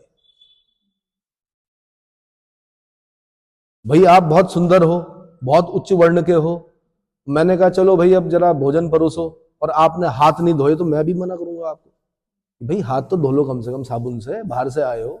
थोड़ी देर पहले आपने अपना हाथ जूते पे रखा हुआ था और उसी से आप रोटी बना रहे हो, तो मैं नहीं खाऊंगा। पर अगर आप किसी भी वर्ण के हो, आप साफ हो, शुद्ध हो, आपने कहा कि हाथ धो लिया, आपने बना दिया, तो ठीक है। भोजन में शुद्धता तो होनी चाहिए ना, कि नहीं होनी चाहिए? ये थोड़ी देर पहले जूते पे था हाथ और उसी से क्या कर रहे हैं, वो गलत, वो गलत। खाना खाने से पहले हाथ जरूर धोने। और ये भी सब दिमाग के खेल हैं। मजदूर है वो नहीं धोता है, कहाँ धोता है आदमी? धोता है क्या? बहुत कम, उस तरह से नहीं धोता है। हर जगह साबुन थोड़े मिलती है हर साइड पर। समाज में 4 वर्णों के अलावा विभिन्न जातियां यथा उग्र, निषाद, अंबस्ट, रत्कार, ये बता दिया था मैंने। आश्रम व्यवस्था बता रहा था मैं। आश्रम व्यवस्था, आश्रम शब्द आ उपसर्ग पर श्रम धातु से निर्मित है, जिसका तात्पर्य उचित रीति से श्रम या तप संपन्न किया जाना। इस व्यवस्था की अवधारणा उपनिषद काल में की गई थी, किंतु यह प्रतिष्ठापित शूद्र काल में हुई। छांदोग्य उपनिषद के अनुसार प्रारंभ में 3 आश्रम प्रचलित थे। छांदोग्य उपनिषद सामवेद का उपनिषद है, 3 ही आश्रम प्रचलित थे। अब ये देखो ना, ऐसे में फंसता आदमी, पूछेगा छांदोग्य उपनिषद में कितने आश्रम थे, आश्रमों की संख्या कितनी थी? आपने अगर 4 लिख दिया तो आंसर गलत हो जाएगा। 3। छांदोग्य उपनिषद में कितनी थी? आश्रमों की संख्या 3 थी। सर्वप्रथम 4 आश्रमों का उल्लेख जो है वो जाबालोपनिषद से प्राप्त होता है। अगर आपसे ऐसा क्वेश्चन पूछा कि 4 आश्रम जो मिलते हैं सबसे पहले वो कहां मिलते हैं, आंसर जाबालोपनिषद में। 3 आश्रम जो मिलते हैं उनका उल्लेख सबसे पहले कहां पर होता है? छांदोग्य उपनिषद में। आश्रम व्यवस्था के मनोवैज्ञानिक एवं नैतिक आधार पुरुषार्थ हैं, जो आश्रमों के माध्यम से व्यक्ति के समाज के साथ संबद्ध कर उनकी व्यवस्था तथा संचालन में सहायता करते हैं। एक और जहां मनुष्य आश्रमों के माध्यम से जीवन में पुरुषार्थों के उपयोग का मनोवैज्ञानिक प्रशिक्षण प्राप्त करता था, तो वहीं दूसरी ओर व्यवहार में वह समाज के प्रति इनके अनुसार जीवन यापन करता हुआ अपने कर्तव्यों का पूरा करता था। धर्म, अर्थ, काम, मोक्ष, मैंने आपको बताया 4 पुरुषार्थ होते हैं। सामान्यतः मनुष्य की आयु 100 वर्ष मानकर 25 वर्ष के अनुपात में 4 सोपानों, सोपान बोलते हैं सीढ़ी, 4 सीढ़ियां आती हैं, 4 सोपानों में विभक्त किया गया है। ब्रह्मचर्य 25 साल तक ब्रह्मचर्य, 25 से 50 तक गृहस्थ, 50 से 75 तक वानप्रस्थ। जंगल में चले जाना भैया 50 के बाद, हाजी 60 में तो रिटायर होंगे आप, कैसे जाओगे जंगल में? है वॉलंटरी रिटायरमेंट है, गोल्डन हैंडशेक स्कीम, नहीं, पूरा जॉब करेंगे बिल्कुल। उसके बाद एक्सटेंशन भी लेंगे। बेरोजगारों को नहीं घुसने देंगे, है ना, मौका नहीं देंगे नई जनरेशन को, ये बोलकर कि हमारे पास ज्यादा अनुभव है लेकिन शक्तिहीन भी तो हो चुके हो, टेक्नोलॉजी चेंज हो चुकी है, आपका हाथ नहीं चलता भाई कंप्यूटर में, आप नहीं कर सकते उतना जितना नए लोग कर सकते हैं। इसीलिए बैंकों ने गोल्डन हैंडशेक की स्कीम चलाई थी एक समय में, जब उन्होंने देखा कि देश में कंप्यूटर आ गया है और पुरानी पीढ़ी क्या नहीं कर पा रही, उस पर कार्य नहीं कर पा रही, तो गोल्डन हैंडशेक स्कीम चली कि आप अब से लेकर जितना, आप कितने साल के होगी जी, 50 साल का हो, 60 में रिटायर होना था, 10 साल का वेतन एक साथ लो और आप रिटायरमेंट ले लो, क्योंकि हमें नए लड़कों की भर्ती करनी। फिर नए लड़के आए, उन्होंने बताया कि स्पीड क्या होती है, किस पर, की पंचिंग क्या होती है, कैसे काम होता है कंप्यूटर में। फिर अब एआई आएगा तो आप लोग अब बूढ़े हो रहे हो, उनके लिए, अगली जनरेशन के लिए, आर्टिफिशियल इंटेलिजेंस के लिए आप लोग क्या माने जाओगे? कितने भी अच्छे हो आप, प्रतिस्थापित किए जाओगे। क्या होंगे? प्रतिस्थापित किए जाओगे। चलो जी, ब्रह्मचर्य, गृहस्थ, वानप्रस्थ, 50 से 75 में वानप्रस्थ और 75 से 100 के बीच में संन्यास। चारों आश्रमों का विधान केवल द्विजों यानी ब्राह्मण, क्षत्रिय, वैश्य के लिए था। ये 4 आश्रम जो थे किनके लिए थे? द्विज यानी ब्राह्मण, क्षत्रिय, वैश्य के लिए थे। शूद्रों तथा स्त्रियों के लिए केवल गृहस्थ आश्रम का ही विधान था। इसका केवल गृहस्थ आश्रम का। ब्रह्मचर्य आश्रम यह प्रथम आश्रम था। ब्रह्म का तात्पर्य भारतीय मनीषियों ने ज्ञान, सादगी और शुद्धि से ज्ञापित किया है। किससे? ये 25 साल तक आपके पास ज्ञान होना चाहिए, सादगी होनी चाहिए, शुद्धि होनी चाहिए। लेकिन आप देख रहे हो कि नए समाज में यही वो 25 साल हैं जिसमें क्या हो रहा है? सादगी खत्म, शुद्धि भी खत्म, मासूमियत तो रही नहीं, है ना। पहले 12वीं तक के बच्चों में मासूमियत रहती थी, मतलब मासूम मतलब अनभिज्ञ रहते थे वो।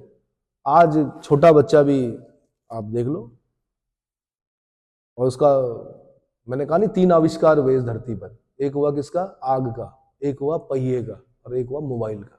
तीसरा आविष्कार जो है वो क्या है? मोबाइल।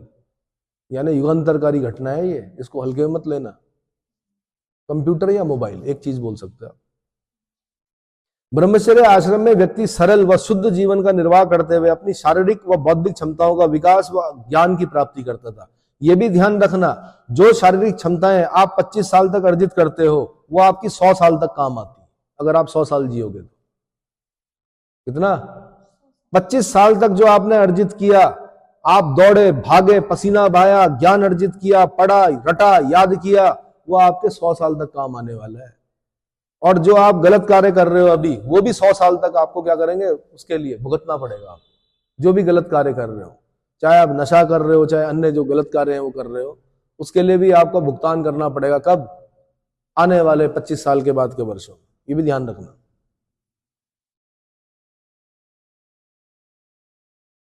अभी बहुत रील देख रहे हो ना, मोबाइल देख रहे हो, कितने कितने घंटे?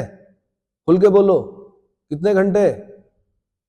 8 से 10 घंटे, 8 घंटे, इतना हो जाता होगा भाई। इसका भुगतान कब होगा? अभी थोड़े होगा, अभी तो युवा हो। जैसे ही 39 क्रॉस करोगे, 40वें में आंखों की ज्योति हो चश्मे तो वैसे ही लग गए अभी से सबके। सोचो 40 के बाद क्या होगा? नंबर बढ़ता रहेगा। वैसे तो बताया जाता है कि 3 साल में नंबर बढ़ता है, और जिस रफ्तार से देख रहे हैं आप लोग, उस रफ्तार से मुझे लगता है कि हर 6 महीने में क्या नंबर बढ़ गया जी। और मैंने कुछ बच्चे ऐसे देखे हैं जिनका जो नंबर था वो चश्मे का वो 14 था। ब्लाइंड जिसको बोलते हैं, चश्मा निकाल दिया, ब्लाइंड है। क्या है? ब्लाइंड है। फिजिकल एक्टिविटीज नहीं कर रहे हो, आने वाले समय में भुगतोगे, चाहे पुरुष हो चाहे स्त्री हो। क्या हो? चाहे पुरुष हो चाहे स्त्री। स्त्रियां क्या भुगत रही है? स्त्रियां भुगत रही है सिजेरियन, नॉर्मल डिलीवरी नहीं हो रही है, स्वस्थ शिशुओं को जन्म नहीं दे पा रहे हैं। क्या हो रही है? सिजेरियन। सिजेरियन मतलब जूलियस सीजर था मेरे ख्याल से सिजेरियन, है ना। और इतिहास में बिंदुसार नॉर्मल डिलीवरी नहीं था कि। किसका बेटा था बिंदुसार? बिंदुसार किसका पुत्र था? चंद्रगुप्त मौर्य का पुत्र था। ठीक है। तो जो जीवन शैली जिसको अपना रहे हो ना, वो आगे भुगतना उसको। चलो जी, तो मैंने कहा ज्ञान, सादगी, शुद्धि, इसका शुभारंभ उपनयन संस्कार से होता है भाई। ब्रह्मचर्य आश्रम में व्यक्ति सरल और शुद्ध जीवन का निर्वाह करते हुए अपनी शारीरिक व बौद्धिक क्षमताओं का विकास और ज्ञान की प्राप्ति करता है। इसका शुभारंभ उपनयन संस्कार से होता है। इसके पश्चात बालक गुरुकुल में निवास कर अध्ययन करता था। उपनयन संस्कार की आयु ब्राह्मण के लिए 8 वर्ष, क्षत्रिय के लिए 11 वर्ष, वैश्य विद्यार्थी के लिए 12 वर्ष निर्धारित थी। कितनी? 8, 11 और 12। शूद्रों के लिए उपनयन संस्कार का विधान नहीं था। प्रत्येक वर्ण के ब्रह्मचारी के लिए अलग अलग मेखला निर्धारित थी, यथा ब्राह्मण ब्रह्मचारी के लिए मूंज की, क्षत्रिय के लिए लौह खंड से युक्त मूंज की, और वैश्य वर्ग ऊन की मेखला धारण करते थे।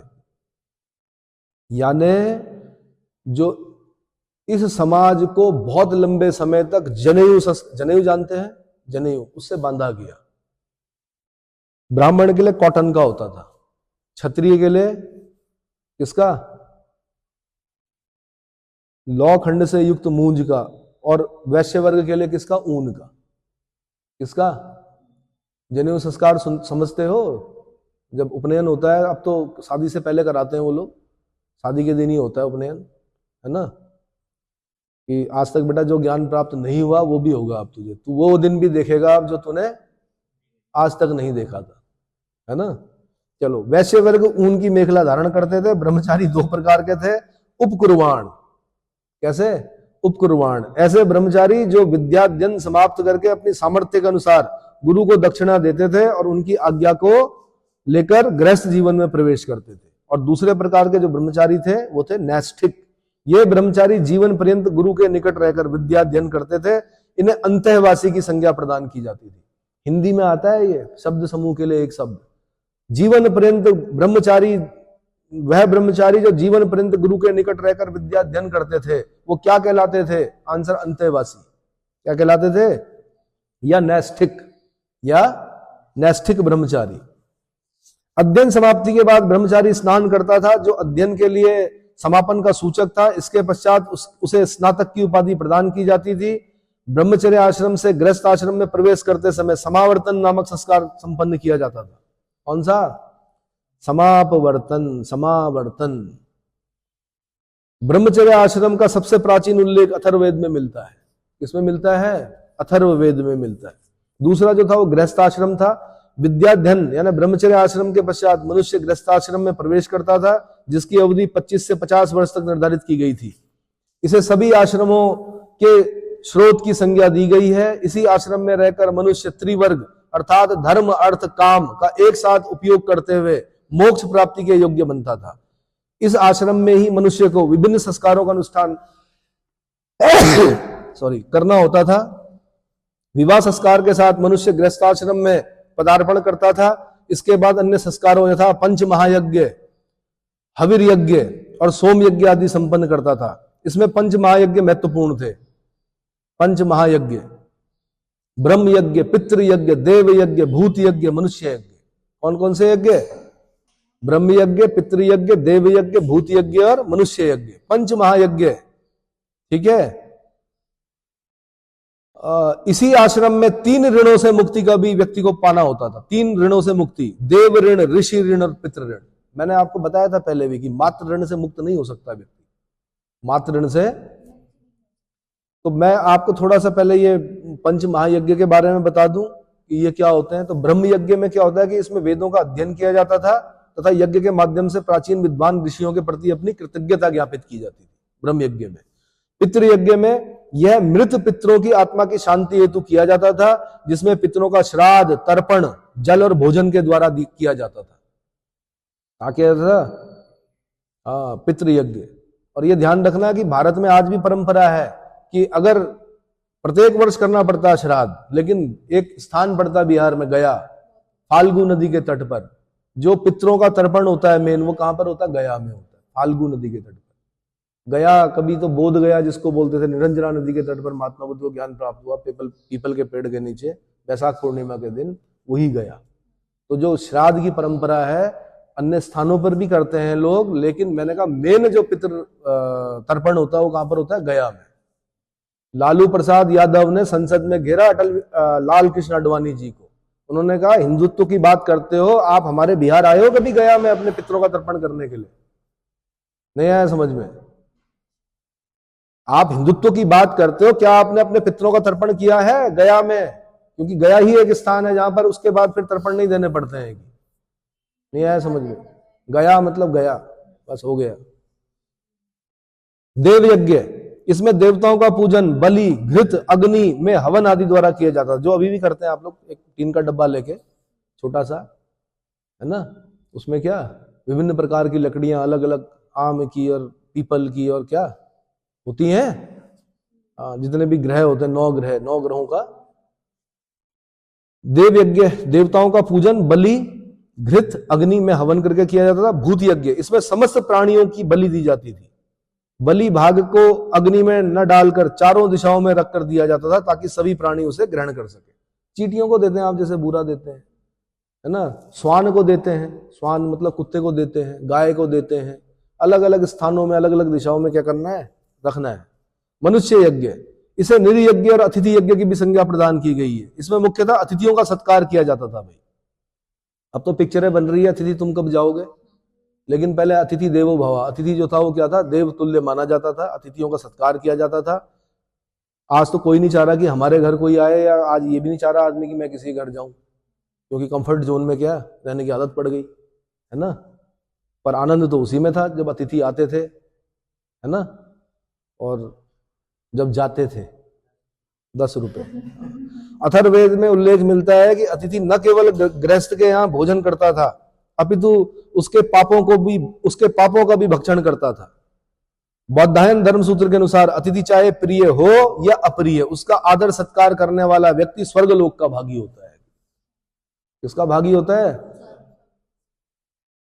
और अंग्रेज बोलते हैं कि fish and visitors smells in 3 days। मच्छी और जो मेहमान होते हैं वो 3 दिन बाद बास मारते हैं। मतलब मछली 3 दिन बाद बदबू आने लग जाती है, मेहमान भी 3 दिन से ज्यादा रहे तो क्या, वो अंग्रेजों की परंपरा है। और हमारे यहाँ देखो अतिथि देवो भव, और अतिथि का अगर आपने आदर सत्कार किया तो स्वर्गलोक की प्राप्ति होगी, है ना। कितना बढ़िया था। और इसीलिए पहले आते भी थे लोग, क्या करते थे, आते थे, रहते थे, कई कई दिन रहते थे भाई, अच्छा लगता था। ऐसे 3 प्रकार के ऋण हैं। देव ऋण, देवी देवताओं के प्रति हमारा कर्तव्य जिसे यज्ञादि द्वारा पूर्ण किया जाता है, यह ऋण मनुष्यों को सृष्टि से जोड़ता है अतः मनुष्यों का समस्त प्राणियों को भोजन देकर तथा देव स्तुति करके सृष्टि की निरंतरता में योगदान देना चाहिए। सभी प्राणियों को देना है भोजन। गौ तो उसमें पहले स्थान पर है। कौन सी? गाय। और गाय को तो रोज देना चाहिए, और कहा जाता है जूठा नहीं देना चाहिए गाय को। पता नहीं कौन से वायरस हो आपके मुंह में, मतलब आपने निवाला खाया छोड़ दिया, वो गाय को दे रहे हो। वो गाय को आप क्या कर रहे हो, अपने वायरस दे रहे हो। इसलिए पहली रोटी जो होती है वो किसके लिए होती है? गाय की। दूसरी रोटी, हाँ जी, और तीसरी? पहली गाय की, दूसरी? अरे हमेशा कौवे को थोड़े खिलाते, कौवे को श्राद्ध में खिलाते, पितरों को देते हैं। जिनके पितर होते हैं वो पितरों को देते हैं। बाकी तीसरी रोटी जो होती है वो कुत्ते के लिए होती है। अग्नि वग्नि सब उसमें आ गए भाई, देवताओं में। ऋषि ऋण, ऋषि परंपरा से प्राप्त ज्ञान के हम उत्तराधिकारी हैं, अतः उस ज्ञान तथा परंपरा का संवर्धन करके हम ऋषि ऋण से मुक्त हो सकते हैं। उस ज्ञान तथा परंपरा का संवर्धन करके हम ऋषि ऋण से मुक्त हो सकते हैं। किससे? ऋषि ऋण कैसे चुकेगा? ज्ञान और परंपरा का संवर्धन करना है। क्या करना है? ज्ञान और परंपरा का संवर्धन करना है। पितृ ऋण से कैसे मुक्त होंगे? धर्मानुसार संतानोत्पन्न करके व्यक्ति पितृ ऋण से मुक्त होता है। तो संतानोत्पन्न में भी जब पुत्र की प्राप्ति हो जाती है तो बोला जाता है कि अब पितृ ऋण से मुक्त हो गया। अब वंश क्या होगा आगे? पुत्री से नहीं माना जाता इस देश में वंश, जबकि है तो पार्टी है पुत्री भी, लेकिन पुत्र प्राप्त हो गया या संतान प्राप्त हो गई तो पितृ ऋण से क्या हो गया? मुक्त हो गया। और ये प्राकृतिक भी है। दादा दादी की उम्र 10 साल बढ़ जाती है अपने पोते पोती के साथ। वो अगर बीमार हैं, अगर उनको पोती मिल गई या पोता मिल गया, हालांकि वो उस उम्र तक आते आते ज्यादा डिफरेंस तो नहीं करते हैं वो लोग, लेकिन फिर भी मन में जो सिखाया गया है, इतनी लंबी विद्या जो दी गई है पहले से कि पुत्र पुत्र पुत्र, तो अगर पोती है तो बढ़िया, और पोता अगर हो गया तो फिर 10 साल क्या हो गई, उम्र बढ़ गई। क्या हो गई? इसीलिए सही समय पर अध्यापन करो, जल्दी अध्ययन करो, जल्दी जल्दी निकलो। समय पर होनी चाहिए सारी चीजें। क्या होनी चाहिए, है ना? 50वें साल में मत देना कार्ड शादी का कि सर हमारी शादी में जरूर आना है, जरूर जरूर आना, ऐसे मत बोलना। पंच महायज्ञ, गृहस्थ आश्रम में रहते हुए मनुष्य को 5 यज्ञों का अनुष्ठान करना होता था, जो लौकिक और पारलौकिक सुख एवं शांति के लिए अनिवार्य था, है ना? मतलब ये है ना, सही समय पे करना। अब 50वें साल में क्या जा रहे कि लड़की देखने जा रहे, पता चला कि लड़की की माता बेहोश हो गई कि ये लड़का तो मुझे भी देखने आया था। लड़का कहाँ हुआ? ये मुझे भी देखने आया था कि है ये अभी तक क्या? इसलिए बोल रहा हूं मैं। वानप्रस्थ आश्रम भाई अगला। वानप्रस्थ आश्रम में क्या? वानप्रस्थ का शाब्दिक अर्थ है वन को प्रस्थान, अर्थात जीवन और मोह माया त्याग कर विरक्ति की ओर गमन करना। गृहस्थ आश्रम के कर्तव्यों की भली भांति पूरा करने के उपरांत मनुष्य वानप्रस्थ आश्रम में प्रवेश करता है। वह अपने कुल, गृह और ग्राम को छोड़कर वन में निवास करता है तथा अपनी इंद्रियों पर नियंत्रण करता है। कुछ ग्रामों में वानप्रस्थ के लिए वैखानस शब्द का प्रयोग किया गया। किसका? वैखानस शब्द का प्रयोग किया गया। इस आश्रम का उद्देश्य विद्याध्ययन, तपस्या में वृद्धि और शरीर की शुद्धि बताया गया है। इस आश्रम में अध्ययन तथा ध्यान मुख्य साध्य है। अध्ययन करना है और ध्यान करना है। इस आश्रम की अवधि 50 से 75 वर्ष तक होती थी। शास्त्र विधि से इस नियमों का पालन करते हुए यदि व्यक्ति की मृत्यु हो जाती थी तो वह भी मोक्ष को प्राप्त होता था। किसको?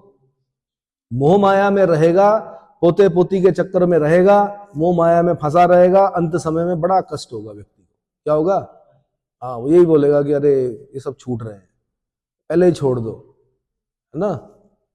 Better to have love and loss than never to have loved at all. संन्यास आश्रम, मनुष्य सफलता पूर्वक वानप्रस्थ आश्रम को पार करके अंतिम आश्रम संन्यास में प्रवेश करता था। कुल्लूक भट्ट तथा विज्ञानेश्वर जैसे टीकाकारों ने यह विधान प्रस्तुत किया है कि मनुष्य गृहस्थ आश्रम से सीधे संन्यास आश्रम में प्रवेश कर सकता था। इसमें प्राचीन ग्रंथों में सन्यासी के लिए परिव्राजक, यति, भिक्षु आदि शब्दों का प्रयोग प्राप्त होता है। ध्यान रखना, यति भटकना है सन्यासी ने। एक स्थान पर जैसे पानी सड़ जाता है, ऐसे ही एक स्थान पर अगर सन्यासी रहे तो फिर वो भ्रष्ट हो जाता है। एक गृहस्थ आश्रम को छोड़कर अगर आपने अपना क्या कर दिया, एक स्थान बना दिया और वहीं पर आप रह गए और फिर जमीन घेर रहे हैं, फिर आश्रम बना रहे हैं, फिर भंडारा करा रहे हैं और फिर और बढ़ा रहे हैं और फिर और घेर रहे हैं, फिर बड़े बड़े क्या मंत्रियों, संतरियों, डीएम, एसडीएम से अपील कर रहे हो, केस चल रहे हैं भयंकर, तो फिर आप काहे के सन्यासी हुए भाई? सन्यासी का मतलब होता है एक स्थान पर न टिकना। कहाँ जाना है जी? इलाहाबाद में कुंभ है, वहां जाना है। अब कहाँ जाना है? नासिक में है भाई, गोदावरी नदी के तट पर। अब कहाँ जाना है? उज्जैन में क्षिप्रा नदी में स्नान।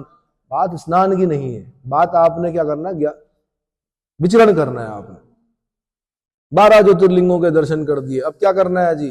पंच केदार, पंचबद्री कर दिए, अब क्या करना है? निरंतर घूमते रहना, एक स्थान पर नहीं ठहरना है। आप एक स्थान पर ठहरे मतलब मोह माया में फंस गए, है ना। गंगोत्री में एक स्वामी जी का आश्रम बह गया, सब लोग आए उन्हें आश्वासन दे, सांत्वना देने। उन्होंने कहा अच्छा हुआ भाई, गंगा मैया का था वो ले गई, भागीरथी का था वो ले गई, वरना मैं मोह माया में फंस गया था। किसमें? मैं बस आश्रम को ही सजा रहा था, कभी लड़ियां लगा रहा था और कभी क्या लाइट लगवा रहा था, कभी अपील कर रहा था। क्या मतलब है? मैं गृहस्थ आश्रम छोड़ के संन्यास में आया और अगर मैं इस मोह माया में फंस गया फिर तो ठीक हुआ, अच्छा हुआ, ले गई, है ना। तो ये बड़े जो विद्वान लोग होते हैं उनके ऐसे ही होते हैं। न्यूटन के कुत्ते डायमंड ने जब उसकी लाइब्रेरी जला दी, पूरी लैब जला दी, उसके सारे आविष्कार क्या हो गए? जल गए। सब लोग आश्वासन देने आए उसे, अरे न्यूटन साहब आपका क्या हो गया? डायमंड ने बड़ा गड़बड़ कर दिया, पूरी आपकी जो इतने सालों की मेहनत थी वो क्या कर दी? जला दी। उसने कहा बढ़िया क्या, उसने मेरी असफलताएं थी वो जला दी। उसने क्या कर दी? सफल होता मैं तो अब लैब में थोड़े बैठा होता, फिर मैं जो आविष्कार कर रहा था मेरी असफलताएं थी वो जल गई, बस मूल खत्म। प्राचीन ग्रंथों में सन्यासी के लिए परिव्राजक, यति, भिक्षु आदि शब्दों का प्रयोग प्राप्त होता है। इस आश्रम का मूल लक्ष्य परम पद अर्थात मोक्ष को प्राप्त करना था। इस आश्रम की अवधि प्राय 75 वर्ष से 100 वर्ष तक मानी जाती थी। क्लियर हो गया? क्लियर। इसके बाद में आपको पुरुषार्थ यानी एफर्ट्स और संस्कार, 16 संस्कारों के बारे में बताऊंगा, वो अगले लेक्चर।